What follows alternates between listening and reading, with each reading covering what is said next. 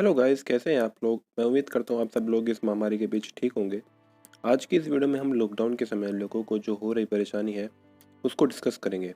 हम सरकार के द्वारा उठाए गए कदमों का भी विश्लेषण करेंगे। वीडियो शुरू करने से पहले मैं बता देना चाहता हूँ कि मैं किसी भी पॉलिटिकल पार्टी को सपोर्ट नहीं करता। ये एक अनबायस्ड वीडियो बना रहा हूँ, शायद आपके व्यूज़ मुझसे अलग हो सकते हैं। तो चलिए शुरू करते हैं आज का टॉपिक। जैसा कि आप सभी लोगों को पता है कि पिछले लगभग 50 दिनों से लॉकडाउन लगा हुआ है। ऐसे में इकोनॉमी तो अपने निचले स्तर पर है ही, लोगों की सेविंग्स भी खत्म होने लगी हैं। जहां सरकार लॉकडाउन के आखिरी समय में कुछ लुभावनी स्कीम्स ला रही है, वहीं कुछ डेली वर्कर और जॉब वर्कर लॉकडाउन के स्टार्टिंग से ही आत्मनिर्भर बनने को मजबूर हैं, क्योंकि उन्हें कोई सरकार की सहायता नहीं मिली। गुरुग्राम में काम कर रहे लोगों से बातचीत करने पर पता चलता है कि जहां कुछ कंपनीज अपने वर्कर को निकाल रही हैं, उनकी सैलरीज में 60 से लेकर 80% तक की कटौती कर रही हैं, वहीं कुछ कंपनीज ऐसी भी हैं जो अपने वर्कर्स का पूरा ध्यान रख रही हैं, साथ साथ पीएम केयर फंड में भी करोड़ों का दान दे रही हैं। वहीं गुरुग्राम में जॉब कर रही मेनका जैसे भी कुछ लोग हैं जो बाहर रहते हुए भी आस पड़ोस के नीडी पीपल की डेली बेसिस पर हेल्प कर रहे हैं। सैलरी कट की प्रॉब्लम से सबसे ज़्यादा रेंट देकर रहने वाले लोग परेशान हैं। जैसा कि बरेली के शिवम का कहना है कि उनके काफ़ी दोस्त जो दिल्ली में रेंट पर रूम लेकर रहते हैं, उन्हें रेंट देने में काफ़ी प्रॉब्लम आ रही है। जिनमें कुछ लोग ऐसे भी हैं जो सिर्फ बाहर होटल पर खाना खाते थे, तो होटल बंद हो जाने की वजह से वो भी परेशान हैं। कुछ रूम ओनर्स जहां स्टूडेंट्स को रेंट देने के लिए छूट दे रहे हैं, वहीं कुछ ओनर्स कैपेबल होते हुए भी स्टूडेंट्स को प्रेशर कर रहे हैं कि रेंट दें। जहां गवर्नमेंट वंदे मातरम मिशन के तहत बाहर से लोगों को इंडिया में ला रही है, वहीं मजदूर तबका अब भी कई जगह पैदल चलने को मजबूर है। लोगों के पास रेंट देने को पैसा नहीं है, वापस घर जाने को ट्रांसपोर्टेशन अवेलेबल नहीं है। जब गवर्नमेंट को दिखाई दिया कि बात देश के अंदर काफ़ी बिगड़ गई है, तो कुछ स्पेशल ट्रेन्स भी चलाई गई, बसेस चलाई गई।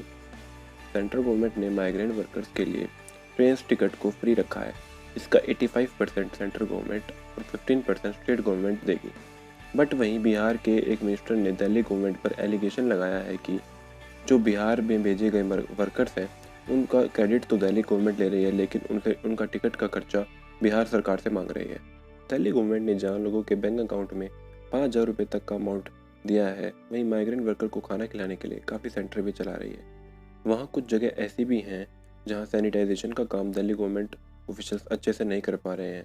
एग्जाम्पल के लिए, एक कॉन्स्टिट्यूंसी में तो सैनिटाइजेशन हो जाता है, दूसरी कॉन्स्टिट्यूंसी में नहीं होता है। जैसे कि मुस्तफ़ाबाद कॉन्स्टिट्यूंसी की बात कर रहे हैं, तो वहाँ के रेजिडेंट शिविंदर ने बताया है कि उनके एरिया में अभी तक सैनिटाइजेशन का काम नहीं हुआ है, जबकि उनके पड़ोस की कॉन्स्टिट्यूंसी में ऑलरेडी हो चुका है। जहाँ ट्रेन के खर्चे के लिए अलग अलग स्टेट गवर्नमेंट का अलग अलग हाल है, वहीं बसेस के फेयर में इससे भी बुरा हाल है, जिसके बारे में हमें खबर दी है हरियाणा की सेंट्रल यूनिवर्सिटी में पढ़ने वाले रजत शर्मा का। कहना है कि वो और उनके क्लासमेट्स लखनऊ में अपने रिसर्शन वर्क के लिए यूनिवर्सिटी की तरफ से गए हुए थे। जब लॉकडाउन हुआ तो कुछ दिनों बाद इन सभी ने हरियाणा गवर्नमेंट से हेल्प मांगी। हेल्पलाइन नंबर पर कॉल करने से इन्हें बताया कि आप लोग यूपी में फंसे हुए हैं, तो यूपी गवर्नमेंट से बात करें। यूपी गवर्नमेंट ऑफिशियल्स से बात करने के एक हफ्ते बाद इन्हें फ़ोन आता है कि आपको बसेस प्रोवाइड की जा रही हैं, सभी लोग अपनी जगह पर पहुंच जाएं। काफ़ी टाइम वेट करने के बाद बस आती है और यूपी बॉर्डर तक छोड़ के जाती है। वहाँ से हरियाणा गवर्नमेंट की बसेस आती हैं इन्हें लेने, ऑलमोस्ट 12 घंटे बाद। बट इस पूरे किस्से में एक बात सामने आई कि जो लोग यूपी बॉर्डर तक आए हैं, इनमें से जो स्टूडेंट और लेबर थे, उन सब से हज़ार हज़ार रुपये लिया गया, जबकि हरियाणा गवर्नमेंट ने ऐसा कुछ नहीं लिया गया। अब इससे ही अलग अलग गवर्नमेंट की मानसिकता का पता चलता है। साथ ही दो स्टेट गवर्नमेंट्स के बीच का कोऑर्डिनेशन की कमी भी उजागर होती है। वैसे हम कुछ लेबर क्लास के लोगों से बात की तो हमें पता चला कि सरकार की तरफ से चल रही उज्ज्वला योजना के तहत 3 फ्री सिलेंडर मिल रहे हैं। वहीं उनके जनधन अकाउंट में भी 1500 रुपये उन्हें दिए गए हैं। बिना राशन कार्ड के उनको राशन और किट मिले हैं। वहीं फैक्ट्रीज अपने वर्कर्स से बिना काम करवाए भी पिछले महीनों की 50% सैलरी तक देने को तैयार है। लॉकडाउन के लगभग 2 महीने बाद अपनी सेंट्रल गवर्नमेंट 20 लाख करोड़ का पैकेज लेके आती है, जो कि अपनी जीडीपी का लगभग 10% है।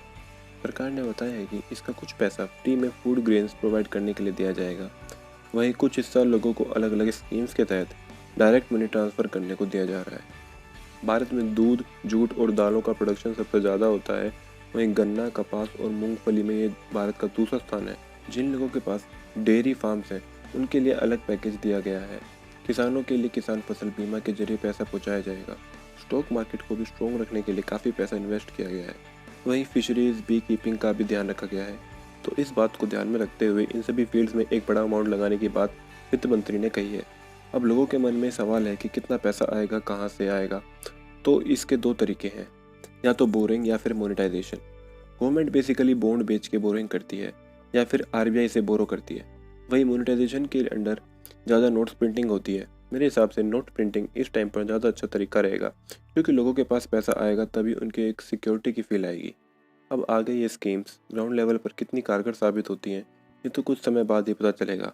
बट इस डिस्कशन से हमें एक बात ज़रूर पता चली है कि हमें सरकार से ही सारी उम्मीदें नहीं रखते हुए एज ए सोसाइटी खुद भी कुछ दूसरों की हेल्प करने के लिए आगे आना पड़ेगा।